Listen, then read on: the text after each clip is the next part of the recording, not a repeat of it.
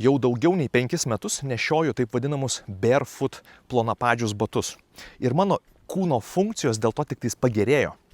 Tiesą sakant, visa mūsų šeima nešiojame tik tais tokius batus, o mūsų vaikai iš vis nebenori dėtis ant savo kojyčių kitokių batų.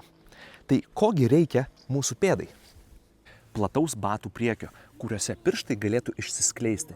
Lygintuvo formos batuose pirštai susispaudžia, lipa vienas ant kito. Dėl to atsijungia pėdos raumenynas, deformuojasi kaulai ir sąnariai. Ir tai pakeičia visą žmogaus eiseną. Vaikams tai yra ypač svarbu dėl to, kad jų raida ir vystimasis priklauso nuo to, ką jie jaučia savo pėdomis. Ir per siauri batai gali pakeisti jų sąmonę ir vystimasi sunkiai nuspėjamais būdais.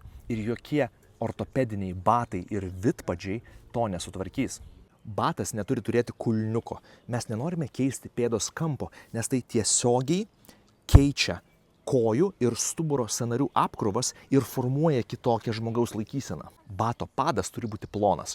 Aš nemoku nusakyti to nuostabaus pojūčio, kai jauti visą žemės nelygumą ir įvairovę. Ir tai stimuliuoja smegenis ir nervų sistemą visai kitaip. Bet naujokai neturėtų iškart pakeisti visų batų plonapadžiais. Reikia pratintis po truputį, reikės kelių mėnesių. Nes turi pasikeisti ne tik pėda, bet ir visas kūnas. Bet jeigu tai padarysit, turėsit nenužudomas pėdas ir visai kitokius sąnarius ir stuburą.